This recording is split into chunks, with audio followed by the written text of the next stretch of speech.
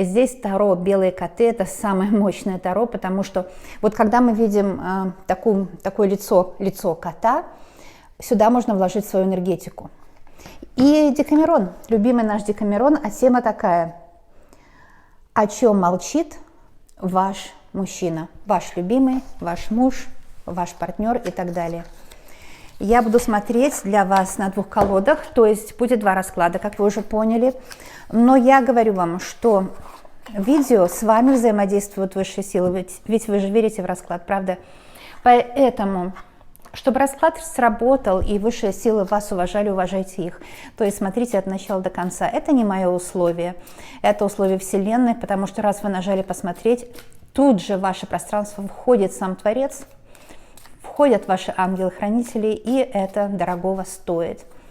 Поэтому смотрите видео от начала до конца. Что прорезонирует, то берите себе, а то, что не прорезонирует, отбрасывайте за ненадобностью. Точно по такому алгоритму работают и заказанные расклады. А я начинаю. О чем молчит ваш мужчина?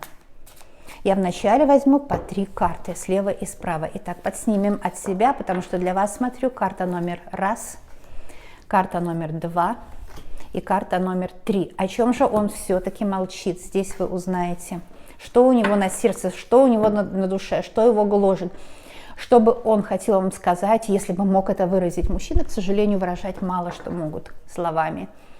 У них какой-то стопор, психический зажим внутри стоит, да, как прищепка такая, раз. Теперь на Декамерон, о чем молчит ваш мужчина.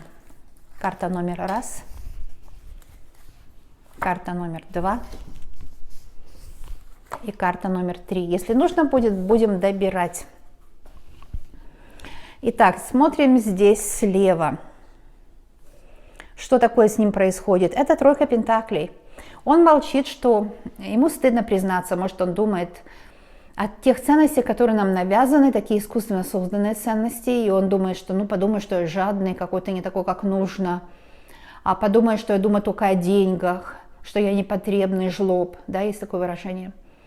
А поэтому мужчина, он хочет заработать много, он хочет проявиться в профессии, он хочет реализоваться в своих талантах, но ему стыдно признаться, что это у него номер 1. Об этом он и молчит. Он хочет много заказов, у него амбиции высокие. У него высокие амбиции относительно его жизни, его личной жизни. А личная жизнь человека, кто не знает, это не любовь, нет. Особенно семья – это не о любви. Семья – это о жизни, я бы сказала. А самое главное в жизни любого человека – это реализация себя, конечно, продвижение себя.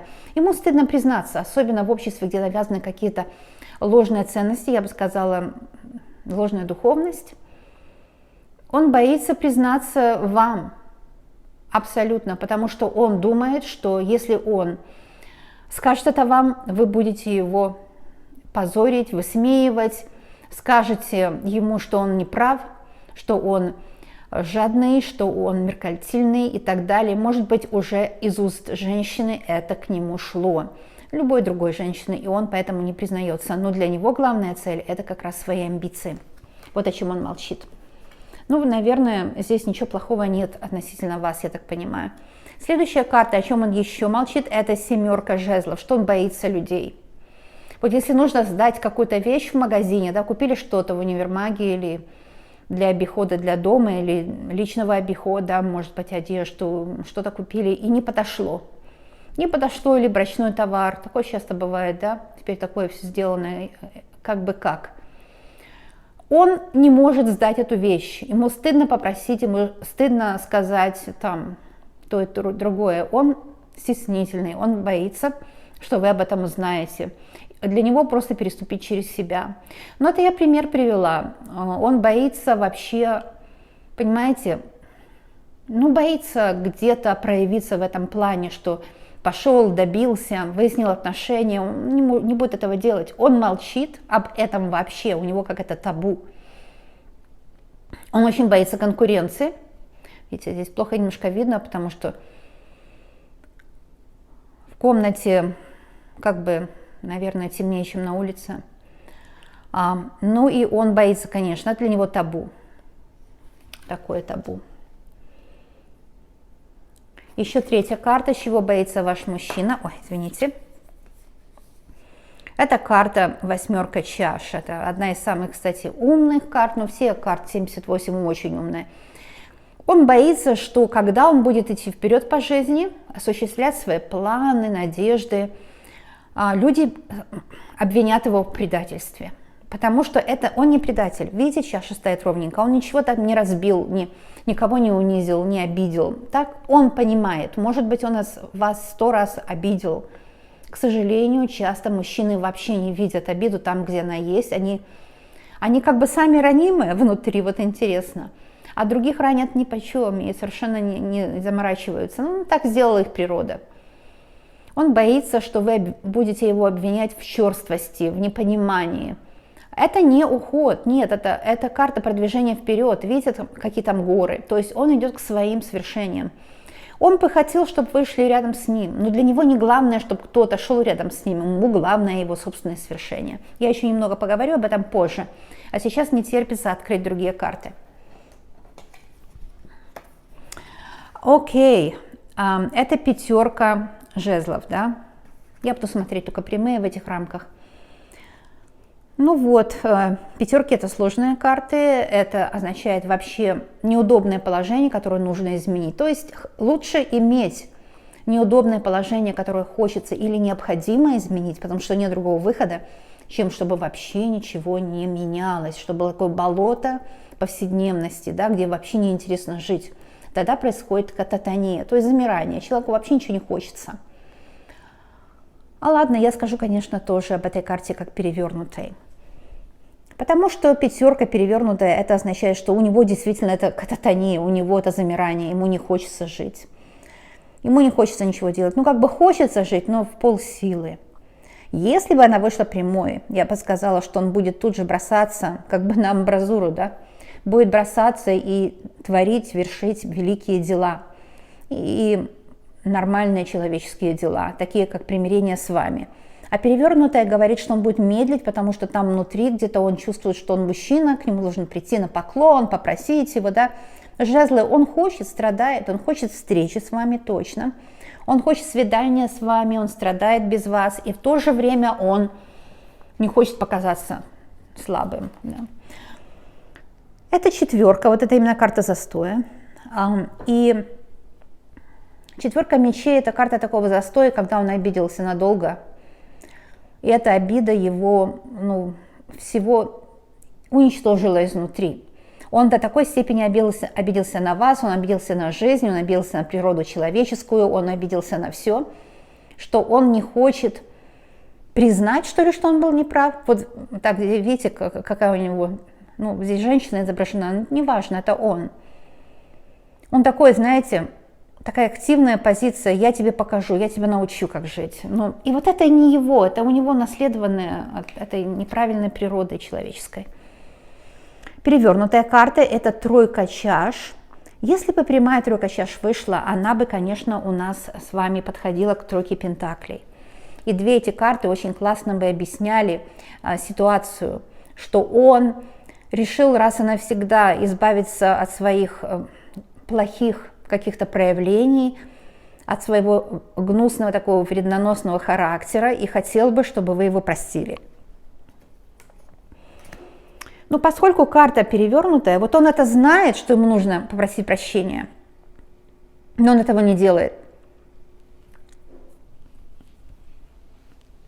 Понимаете? Почему он этого не делает?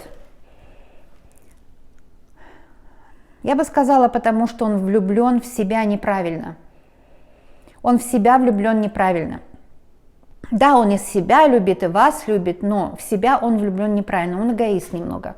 От этого он этого и не делает. Я взяла Ленорман еще, чтобы нам немножко объяснить, и первый и второй расклад. Итак, еще спросим у Ленорман, о чем молчит ваш мужчина? Подснимем. По левому раскладу вот эта карта добавит, объяснит. Смотрите, о том, что вы для него родственная душа, это карта дерева. Вы для него родственная душа, и он не мыслит жизни без вас. Это очень хорошо. Раз он не мыслит жизни без вас, он будет проявляться. Понимаете? Ему как-то стыдно признаться, что он Он мужчина, он должен как бы быть независимым, но это неправильное клише, ему внушенное. А он без вас вообще, он даже плачет, может быть, ночами без вас, если вы поссорились, да, если вы в ссоре. Вот о чем он молчит. Эта карта с правого расклада, это вообще карта крест, понимаете? Сейчас я, наверное, включу свет, потому что вообще ничего не видно. Ну вот, наверное, будет лучше видно. Карта крест вместе с тройкой чаш перевернутой. Да, уж тяжело ему по жизни идти, вашему мужчине. Он вообще запутался полностью, он молчит, сам не знает о чем. Я бы сказала, карта крест – это такое напряжение внутри. Это такая внутри буря идет, и такая тяжесть внутренняя от того, что в любви, особенно в сексуальной близости, у него вообще не получается так, как нужно. Он недоволен собой, он недоволен тем, как он проявился, он недоволен, может быть, что он вас обидел, ему даже стыдно где-то. Он говорит, что ты как мужлан себя повел, что ты себя повел как какой-то обрубок. Крест, да, тяжесть. У него на душе большая тяжесть. Очень хотел бы, чтобы вы его простили, но не признает своей вины. Вот такой он. Мужчина тяжелый, тяжеловесный. Итак, это карта для левого расклада, а это карта для правого расклада. Посмотрим, что еще карта Ленорман нам скажет. Карта Луна, да, с деревом вместе Луна. Это означает, что у него внутренние эмоции, знаете, не меньше ваших. Он эмоционально внутри тоже проявляется как-то, но это все наружу не выходит. Часто поэтому у мужчин сердечные болезни бывают, потому что, ну, как бы психосоматика такая, когда боятся проявляться. Мужчины очень агрессивны внутри, я сразу говорю. Это связано с их историей. Мужчина должен идти был на войну, он должен был разрывать там этого мамонта и так далее, должен делать жесткие вещи. И эта же психика от этого очень страдает. Поэтому он боится, что он проявится как-то недостойно, что ли, он боится, что он проявится грубо, и поэтому, может, не проявляется. Боится, что перекрутит, да, перекрутит, как вот бывает, они могут кран перекрутить, потому что сильные очень, поэтому не докручивают. А мы, женщины, психуем, ты опять не закрыл кран, да, или ты опять там банку не закрутил, и я взяла, и я не знала, что она полуоткручена, у меня разлилось все. Но я не свой пример привожу, хотя, может быть, и свой. И это раздражает. Ты думаешь, почему он все время не докручивает, он же такой сильный. Во-первых, нет sensibility в мужских руках. Если, например, ну вот как у меня, муж, он долгое время механиком работал, у него такие руки грубые, да. У него нет чувствительности в руках. Ну а у некоторых мужчин нет чувствительности в душе. И он боится перекрутить, он боится, ну, сломать, как бы, да, и поэтому не докручивает. Да уж, Луна – это карта эмоций, дерево – карта семейная. Эмоции в семье у вас были, если вы с ним живете вместе. Семья на бумаге или просто без бумаг, все равно семья, партнеры вы, да. И если вы живете вместе или жили какое-то время вместе, вот это то, что я сказала, эти обстоятельства проявлялись. Луна – это эмоции. В семье эмоции – это очень плохо.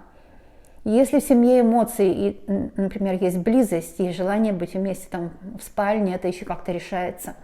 Но если только эмоции, семья-то разрушается, она изнутри ее как ржавчиной что-то поедает, да, эмоции в семье. Может, влияние его матери, Луна показывает сейчас на его мать, которая разрушила ваш брак, свекровь.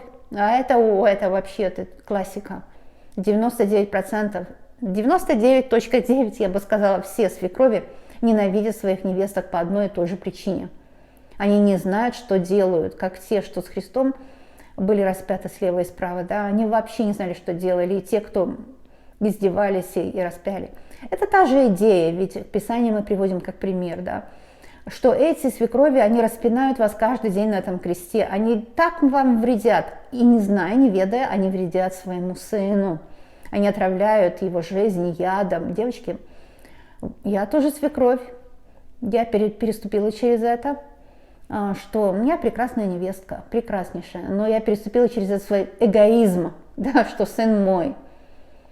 Вот. И всем девочкам советую переступить через этот эгоизм, что сын ваш. У меня прекрасная невестка, я ее очень люблю. Она просто идеал женщины во всех отношениях. Но в любом случае во мне что-то так возмущалось в самом начале, что мой сын, как же. Вот. Если это ваша ситуация, и вы, ну я свекровь и как называется это, когда дочь замужем, не помню, неважно. Если знаете, напишите в комментариях. Свой пример привожу только для примера. Даже рискую, чтобы вам угодить, чтобы вам помочь, чтобы вы из этого расклада взяли много помощи себе. Понимаете, Луна – это часто другая женщина, да, которая вмешалась в ваш брак. Это может быть его соперница, его бывшая, это может быть треугольник какой-то, другая женщина вмешалась в ваш брак. Другая женщина, как знаете, вот так неуклюже вошла, что ее совершенно не касается, и стала там распоряжаться. Стала доказывать ему, что он должен делать, что вы должны делать, как вы должны жить. Это отвратительно, конечно. Это грех большой, мешать другим жить. Якобы им на пользу менять им судьбу. Да? Это очень вредоносно. Anyways, вмешалась другая женщина в вашу семью, в ваше партнерство и навредила ему и вам. Что с этим делать? Дайте время, пройдет, и все изменится к лучшему. Я это вам гарантирую. Теперь я посмотрю карту справа. Это карта книга, в прямом движении только Ленорман смотрится. И, конечно, карта Ленорман по одной не считаются, только вместе.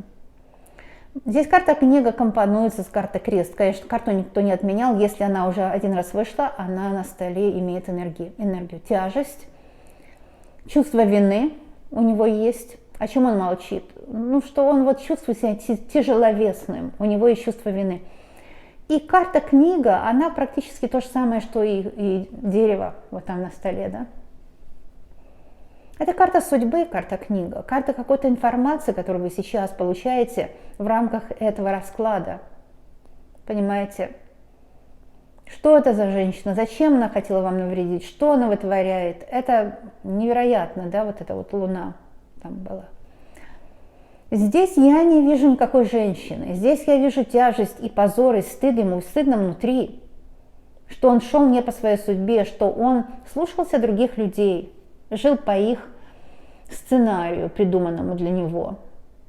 И не знал, какой у него сценарий, не искал свою судьбу, не искал свою звезду, не шел своим путем, потому что своим путем идти боялся. Карта крест, боялся идти своим путем. Ну что ж, карта книга говорит, что он еще придет с повинной. О чем он молчит? Но он не может высказать. Вот видите, открытая книга. Он как бы тренируется даже где-то, тренируется, что он вам скажет. Особенно вечером, когда эмоции начинают подниматься. Да, вечером карта Луна вышла тоже там, видите. Вечером он придумывает, какие ласковые слова вам скажет, как он будет мириться, как он будет каяться, как он будет просить о прощении. А утром он уже все забыл. Утром солнце, свет, он пошел на работу, делать свои дела и отложил это в долгие ящики. И так день за днем, и день за днем, и день за днем. Да уж, слабохарактерный. Ну, все мужчины, вообще все люди, ну, в какой-то степени слабохарактерные, даже самые сильные. Одна слева, одна справа. А сейчас расшифруем. Карта змея. Ну вот видите, то, что я все сказала, было сказано не случайно, было сказано по делу. О карте Луна действительно это вмешался кто-то. Третьи лица, так называемые, не без них здесь. Это однозначно. И кто-то хочет вам навредить. Хочет кто-то навредить. А карта змея тоже, конечно, мужской эгоизм, мужская энергетика сексуальная. Я бы сказала, что хороший расклад во многих, если по-другому на него посмотреть, ведь можно с разного угла смотреть на расклад. Его мужская энергетика стремится быть вместе с вами, один род начинать. И у вас одна судьба. Карта Луны, конечно, карта судьбы. Так что, несмотря на то, что он молчит, боится признаться в своих промахах, боится сам, ну как бы, что оголять свою душу, вот такую голую душу. Его душа такая, она тонкой организации, да? Как у каждого. Он в любом случае пойдет к вам навстречу, он захочет встретиться, он захочет поговорить, он захочет быть с вами, потому что любит вас. Здесь у нас выходит карта гора, ну вот она крест и подтверждает, да, смотрите, карта гора. Что говорит в данном случае карта гора? Мужчина имеет какое-то препятствие, видимое, то есть это обстоятельства. Вот именно и крест, и гора – это одинаковая энергетика, это энергетика обстоятельств.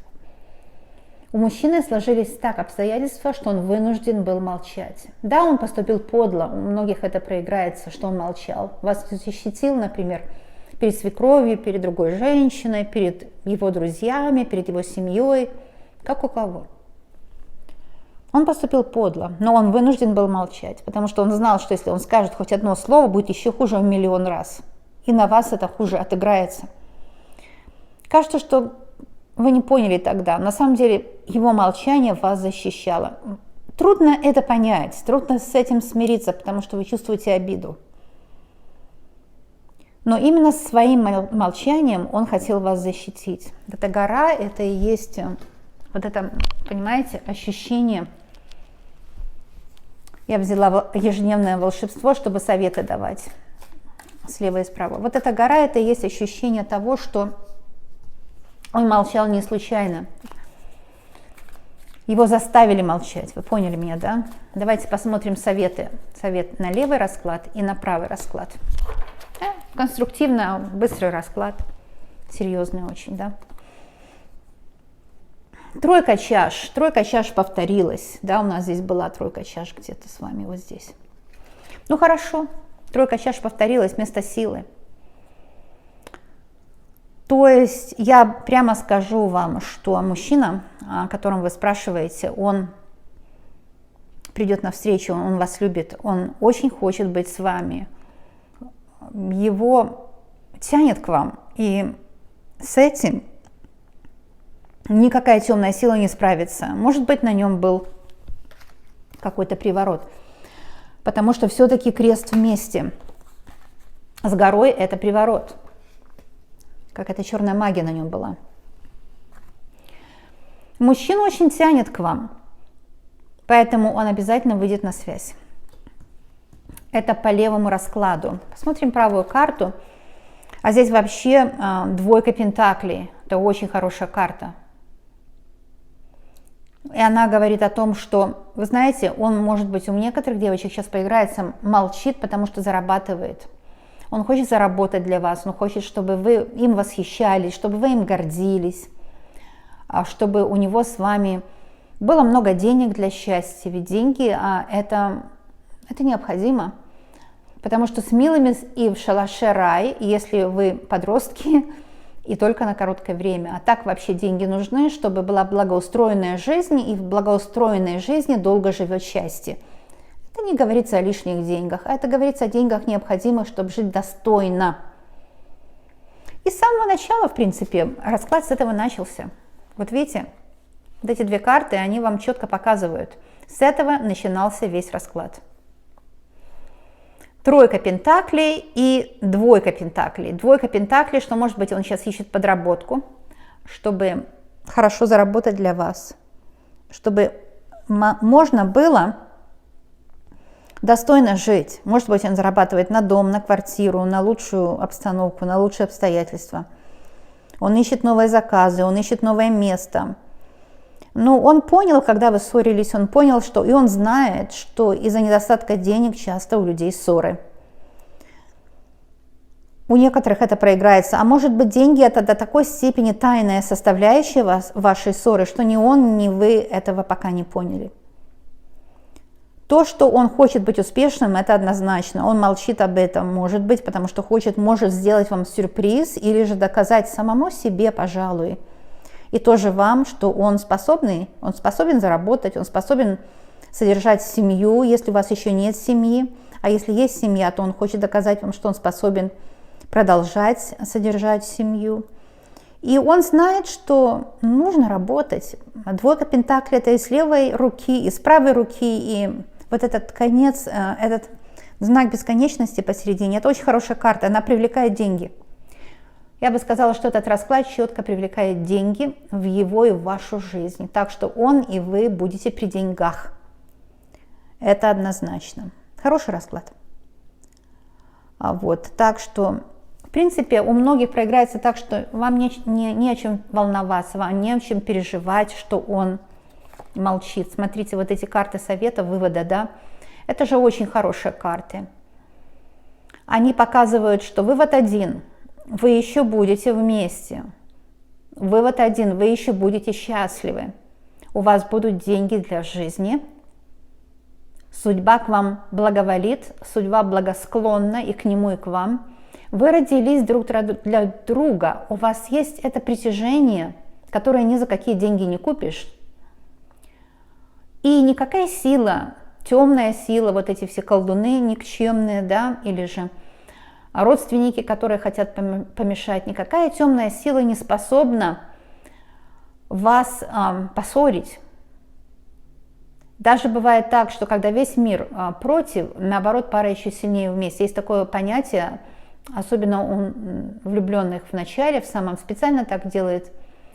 Ангелы делают так, что у влюбленных очень часто помех. Ну, например, история Ромео и Джульетты. Да, это очень типичная же история, архетипичная. Вот, поэтому она так и нравится всем, что архетипичная. Весь мир, когда против вас, ведь любовь – это заговор двоих против всего мира. Можно понять это, да?